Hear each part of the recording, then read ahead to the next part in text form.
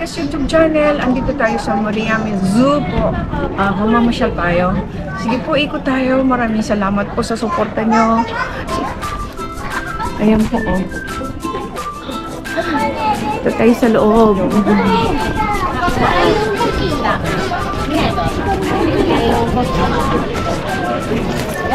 Ito tayo dito sa, ang daming mga paninda nila,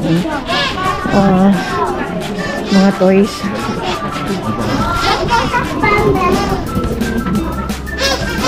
Ang cute naman nito.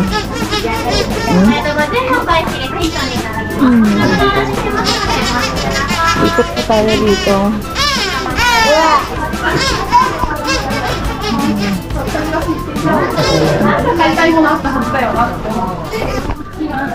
Daming tao po ngayon. Wow, ang ganda naman ng lugar. Ayan po, oh. Maganda ng bulaklak. Sa entrance pa lang, ang ganda ng mga.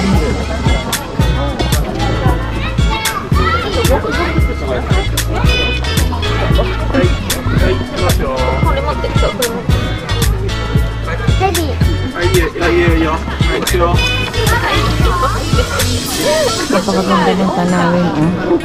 Kita niyo po, oh. Tayo sa taas.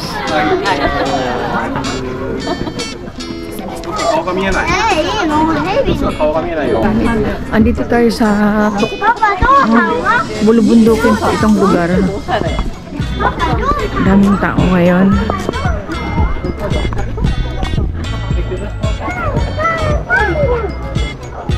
Ito yung mga puno, oh. Naka-preserve talaga.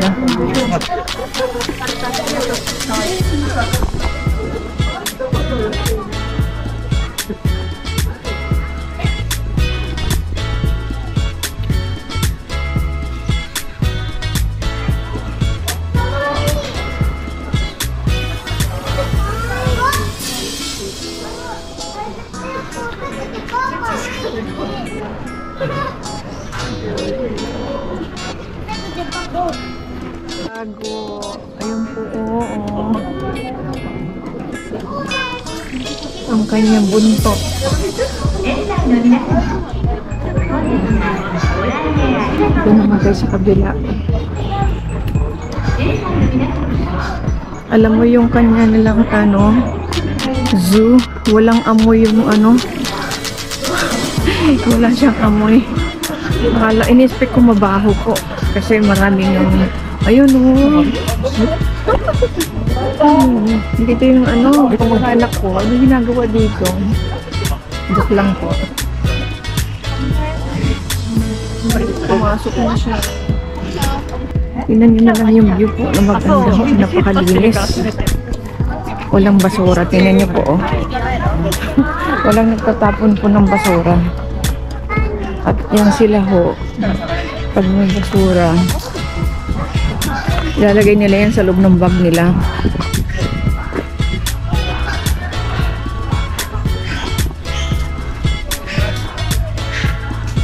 Ikot po tayo rito.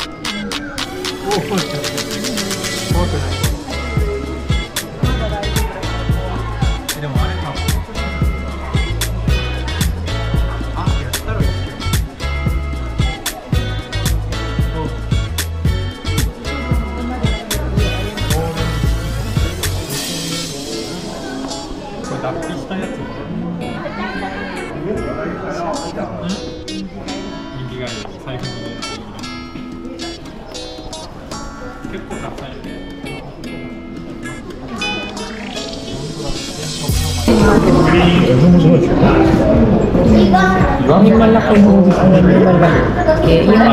Ayun yung pinakamalaki. Tapos may maliit.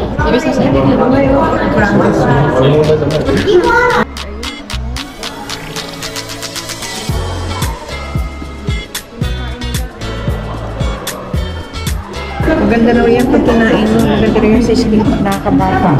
Ang laki.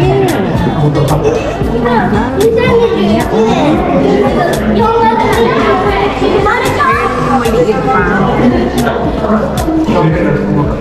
Tapos na tayo. Takot ang snake eh. May buaya din doon eh. May sasabihin sana ako tungkol sa buaya eh. Makakamabas. Yan na po. Yan na siya.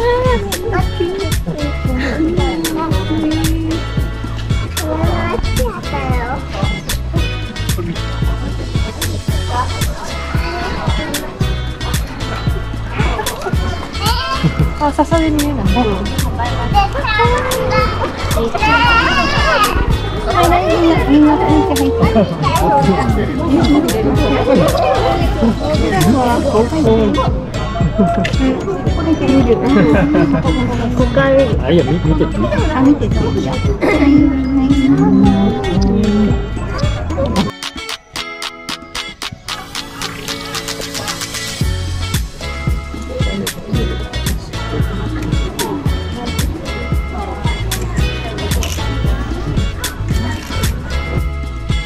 Yan, pababa po tayo. Andito tayo sa bundok.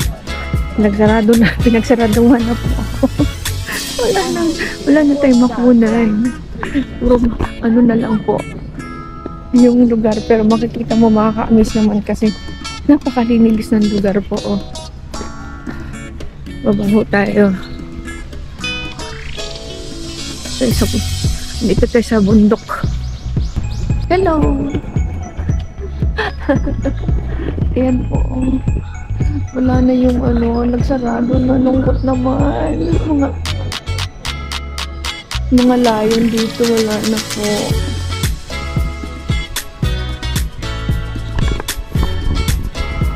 Hello!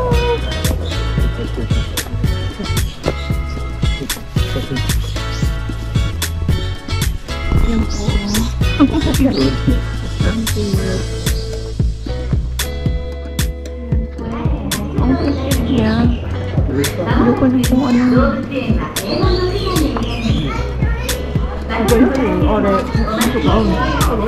Wala na po hapon na kasi nagtatago po.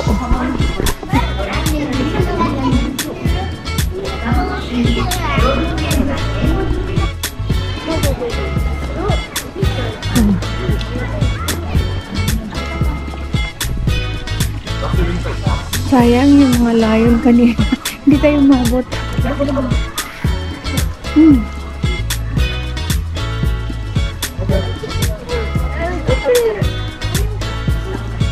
Ayan mo sila.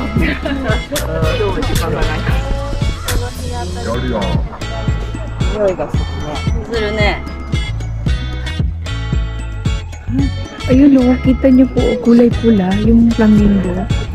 Ayan o. Ang haba ng tuka niya. Grabe. Tignan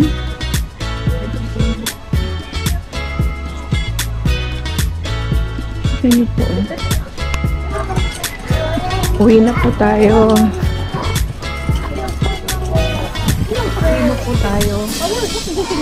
Ang mga lugar nito. Palusong. Pababaan na tayo. Kasi nakakagutom na po. Ang daming hindi natin naabutan kasi nga hapon na ho tayo. Sayang. Pero babalik tayo ulit. Puro na lang ganito ang sitwasyon natin. Ang hirap kasing gumising ng umagang-maga.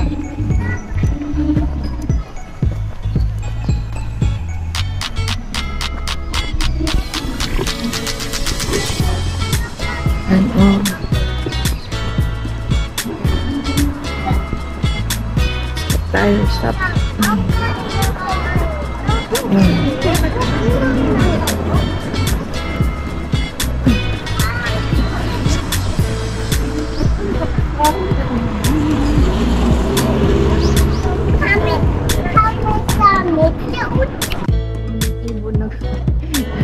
Sa dami ng puno, kaya maririnig mo mga ibon.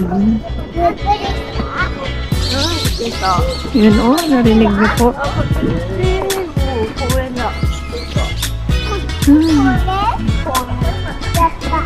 Mga galing yan ng Park 2.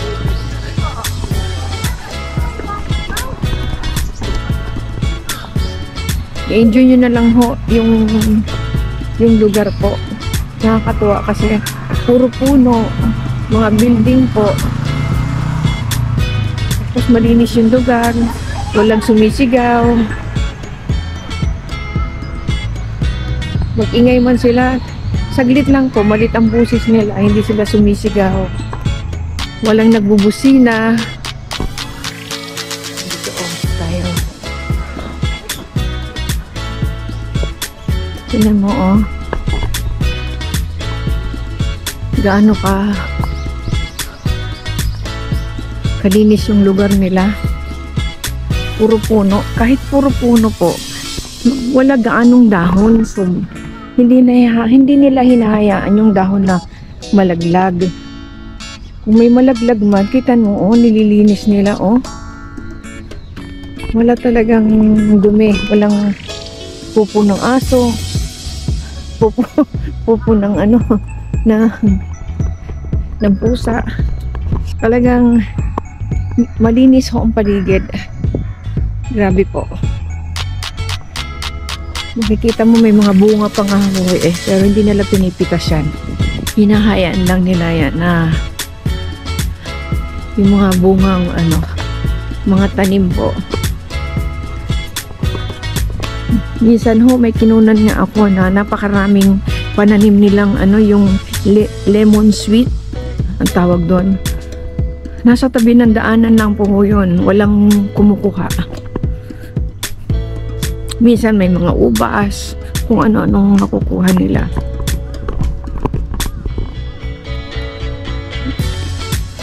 Baba na ho ito. Exercise din kasi, kailangan din tayo maglakad. Ganda ho sa katawan ito kasi una ngayon, ang season nila hindi mainit, hindi malamig sobra, tamang-tama lang talaga. Alam niyo na po, pag yung pauwi na, alam na yung pupuntahan ko, kakain na. Yan ang aking pahinga ko, yung kumain ng masarap. Kasi doon ko na lang yung nai-enjoy yung buhay ko. Tapos yung pagbablog, yung suportan nyo po. Kasi itong ginagawa ko po, marami akong matutulungang tao. Kasi mahal ko yung aking mga kababayan. Mahal ko yung pamilya ko. May takot ako sa Diyos. Alam ko lahat tayo. Ganun, hindi naman sinasabing lahat ganun ang pananaw. Pero mostly kasi bilang Kristiyano, ganun yung natin yung kung mayroon, magbigay. Masarap po pakiramdaman makapag-share sa kapwa natin. Lalo't yung kailangan talaga tulungan. Kaya, ako po, yun ang plano ko po. Andito na tayo sa, ang plano ko po tumulong kung sakaling man ang blessing ni Lord. Dahil hindi po man ako nag-vlog, ginagawa ko na po ito. Lalo nung pandemic, marami akong natulungan. Hindi sa pagyayabang po, hindi ko binubuhat yung bangko ko. Mahirap kasi magsinungaling. Kasi hindi mo madadala yan sa pag tayo ma-finish contract na dito sa mundong ibabaw. Gumawa tayong mabuti para magkaroon tayo ng hagdanan papunta sa taas. Huwag papunta sa baba. Di ba po? Ayan po, dito tayo sa tuktok. Ayan ang daanan na sa baba. Puro building na yan. Pero, yung puro building na yan, nagkaroon sila ng parang bundok na puro mga kahoy na kulay green. mga hotel na yan. Restaurant, kung ano-ano. Kasi mostly, puro restaurant eh. Marami kang pwedeng puntahan. Magpapagupit ka, magpaganda ka. Yan, mag-grocery ka, kumain sa labas. Yan ang buhay dito. Mag-work. Mag-work naman mag-work. Yan po, oh. Nakababa na tayo. Ayan niyo po yung mga building na, oh. Puro building na yan. Tapos, ayun yung dinaanan natin, oh. Puro puno yan, oh. Yan. Kaya pababa na ho tayo.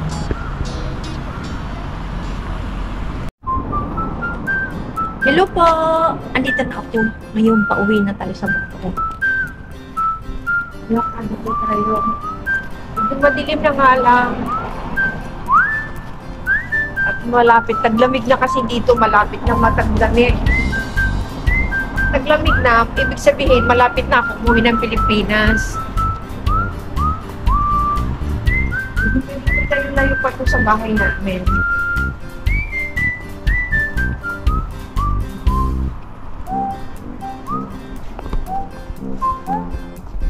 Yan po, oh. Dilim na, oh. Medyo madilim na. Yan ay buwan.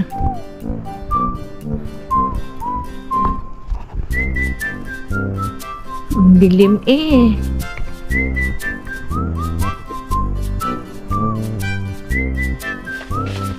Hello po!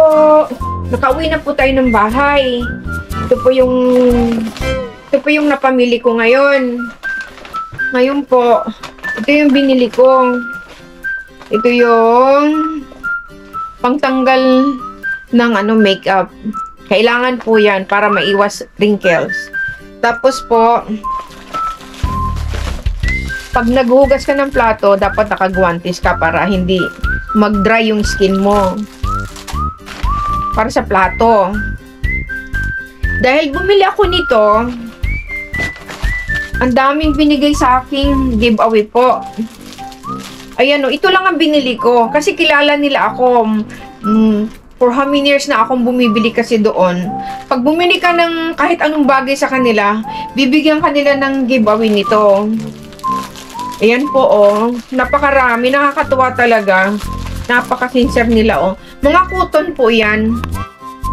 Ito po oh. Mga cotton po. Yung itong pang giveaway nila sa akin. Ang dami oh. Tapos,